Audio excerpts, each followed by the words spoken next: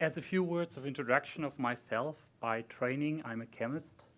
As every good chemist, I joined industry in the R&D department of a big chemical company when Bayer still had chemicals. Since then, we have got rid of those low-volume pharmaceutical ingredients and now are a separate company called Lanxess, which is working in 10 different business segments, one of which is leather, where I did a number of years in the R&D department. And that leather department is back integrated into the chrome business. We do operate our own chrome mine. And this is how I got into the authorization of chromium trioxide, because by now I'm responsible for regulatory affairs and safety and quality of that business unit. And so you can ask me about technical details on the manufacturing of leather, but regarding the use of chromium trioxide, I'm somebody who came in from the site and now got a dangerous half knowledge of what is happening. I try to use that as good as I can, but don't ask me detailed questions on the technology. For all those who are hearing this the first time, one single slide on the background of the chromium trioxide supply chain. There is no manufacturer of chromium trioxide in Europe. Chromium trioxide is manufactured either in China or at the site where the chrome ore is found, which is predominantly South Africa, the Russian Federation. And if you want to, 95% of that chromium ore goes into the stainless steel industry, and those furnaces and the later welding, the treatment of the stainless steel is the predominant exposure to chromium-6 of workers. About 5% of the chromium ore go into chemical industry, and then the first step is always oxidation, because that is the only mean to separate the chrome from the rest of the ore. So as long as you want to have chrome chemicals, as long as you want to have shiny chrome surfaces or functional chrome surfaces, you cannot avoid going through the chromium-6 as a step. We do have our own plant to reduce it to chrome-3 chemicals in South Africa, but the majority of surface treatment today is still done from bases that contain chromium-6 in the form of chromium trioxide. There are about 10 importers who mostly run their own production somewhere outside of Europe that deliver, in the normal case, to a formulator who is putting some additives to the chromium trioxide to facilitate the plating.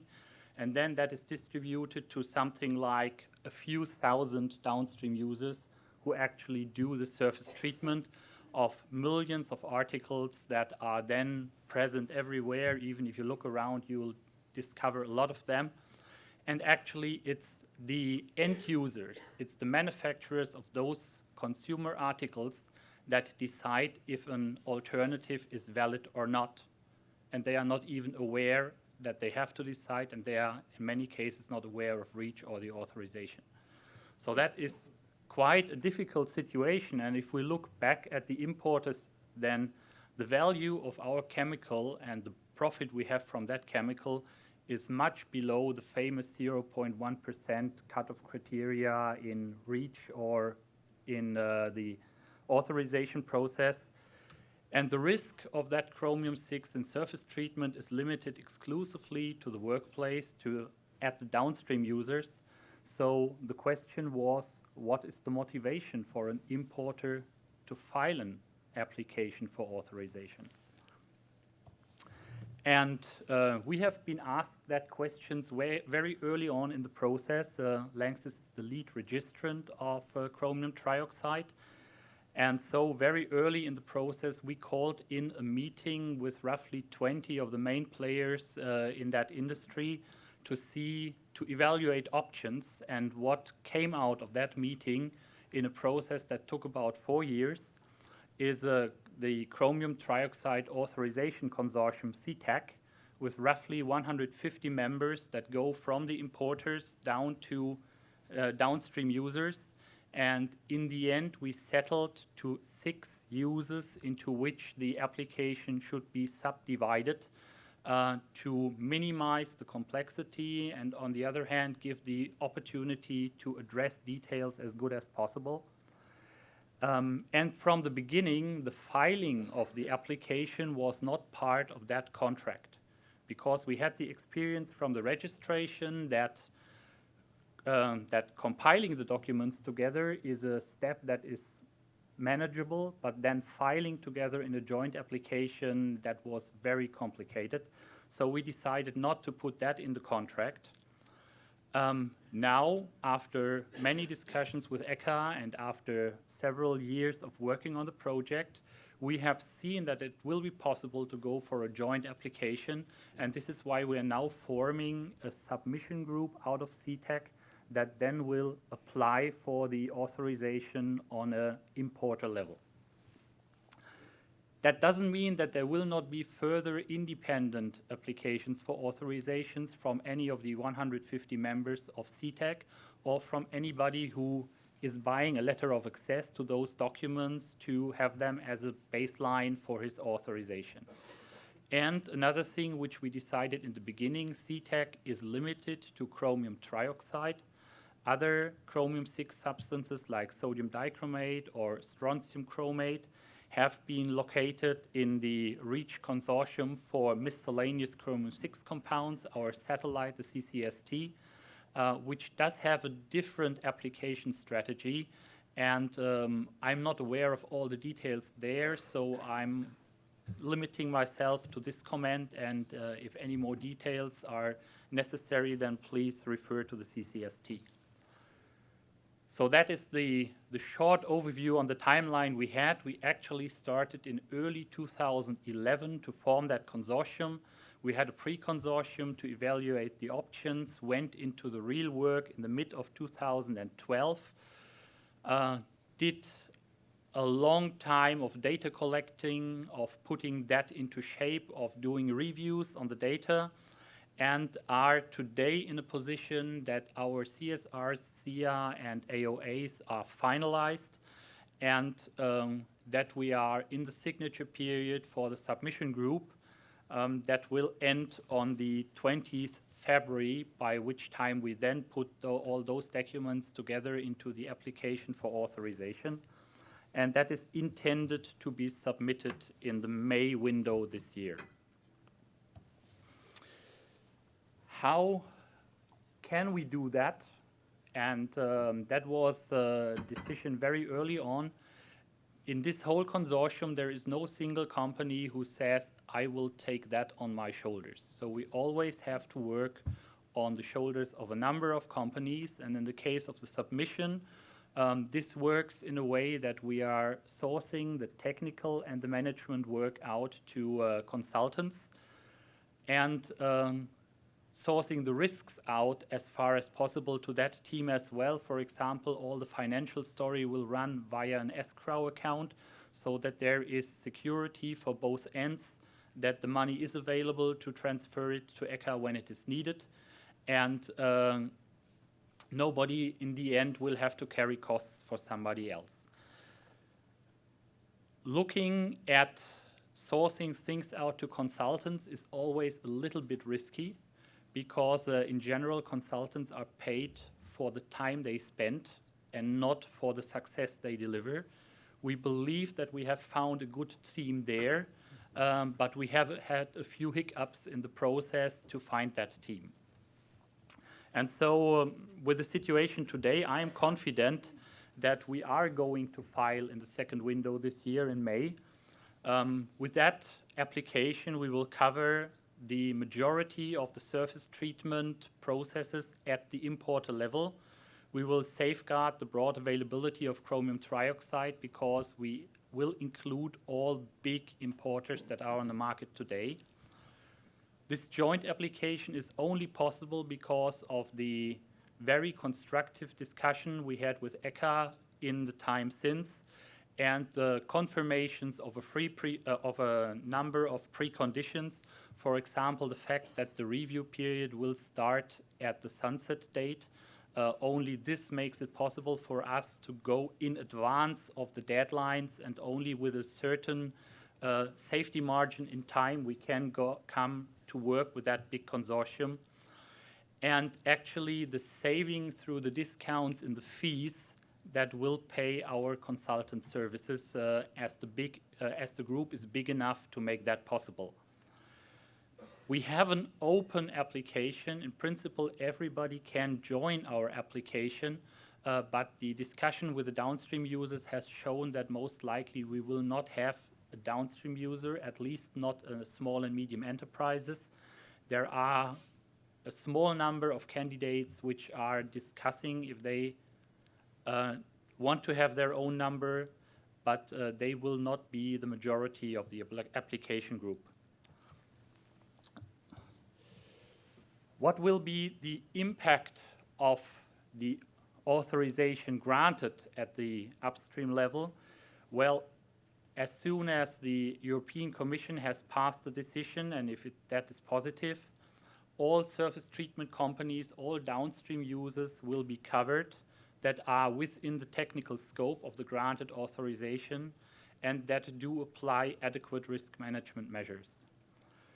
What does that mean for the downstream user? Well, on one thing, he has to notify ECHA on the continued use of the substance subject to authorization. And we heard yesterday that there will be a form sheet available to do that. The question is how to establish a system to ensure that the exposure is minimized as requested by Article 6010 of the law. And our view is that much of that will run via the extended safety data sheet, which automatically is available in all national languages. So we would highly welcome if the questions to the details of our application are limited to the information that will be given in the material safety data sheet.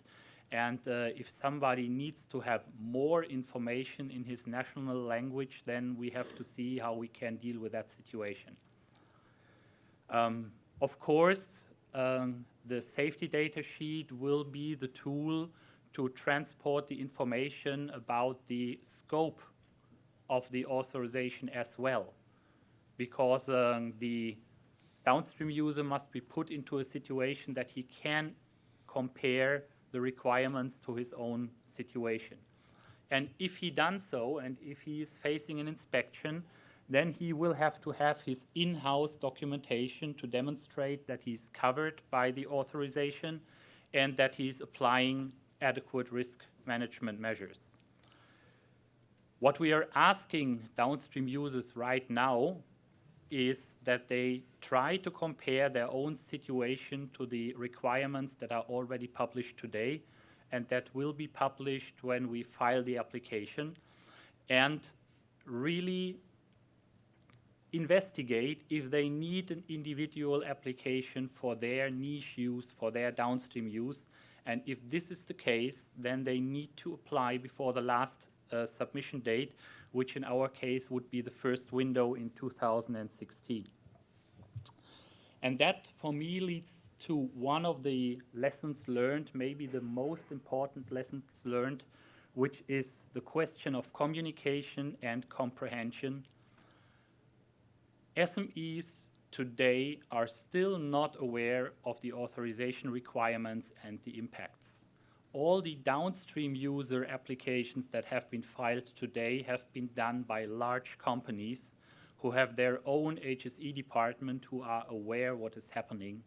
If you're talking to an SME today, you're just not talking the right language. People are not understanding what the story is about because they have no background in the regulatory affairs, in the health and safety management that would be required. And we need to change that. That is my belief, and that is a wish to the regulatory side as much as a need within consortia that we need to change language to talk to those people who are in the downstream user shoes and are only a small and medium enterprises. We just heard that for compiling a good application, you need 6 to 8 specialists at the business end, and some of those companies don't even have 8 employees. The second thing is the format and the content. We have heard that a number of times. Industry right now is very uneasy about the question if what they deliver is the optimum shape and the optimum form. And so my question here is the same. A few example cases would be better than guidance documents, but I believe that we're going to see that as soon as we have more example cases available. The scope of the authorization, in our cases, we started out with 7 users from the pre-consortium. 2 were discontinued, 2 needed to be reorganized. An additional use was identified last minute. And I'm pretty sure that more niche applications with unknown economic importance will appear over the next 2 years. Right now, I know of at least 4 that are not covered by the work we have done that will trigger maybe 20 additional applications to be filed. That will be downstream user applications, I believe, of simple and clear-cut cases. All the ones I know so far, again, are from big companies. The specific improvements on situations like the chromium trioxide, from a chemist's point of view, the chromium trioxide qualifies as an intermediate. For several reasons, it's not considered that right now. And the article that is created is not subject to any regulation and can be imported at any time. So we believe that in this situation where an article is available from outside of Europe, the analysis of alternatives should be limited to processes that create an identical article.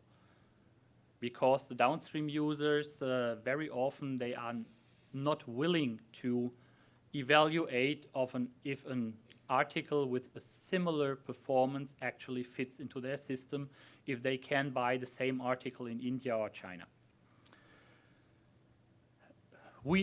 I do foresee a problem that because of the complex supply chain and a variety of other reasons, there will be situations where the need of an authorization will become only obvious to the downstream user at the time of an inspection.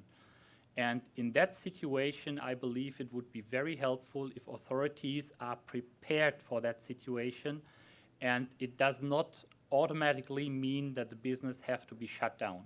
In the case of registration, there was an exception possible if your supplier let you down last minute, a supplier from outside of Europe. We believe it would be very helpful to have something like that discussed before it actually happens with the national authorities to give a transition period for those cases on a case-by-case decision. And my final slide, general improvements on the authorization process. The risk management option analysis should be completed before a substance is entered into the risk management process to go therefore with the most efficient process, because authorization for the chromates in the end will do the job, but it could be done with much more efficiently and much more specifically. We need a simplified process for small volumes. Since the time industrialization has started, the exposure of the population to chemicals has never been lower than today. That is because industry and authorities are doing a good job. Don't look at people that are using 10 kilos a year of an SVHC substances with the scrutiny you're doing it now. There are much bigger volumes around that evade the REACH process at the moment. A scaling tool or a notification process would be highly welcome. And then in the end, everybody is talking about substitution, but we see that alternatives today, they are just not evaluated as good as the existing solution, and there should be, in our option, a bigger focus on authorization being granted by investing money in improving the exposure control. So my time is up. I want to thank you for your attention, and I'll be here for questions soon and later on.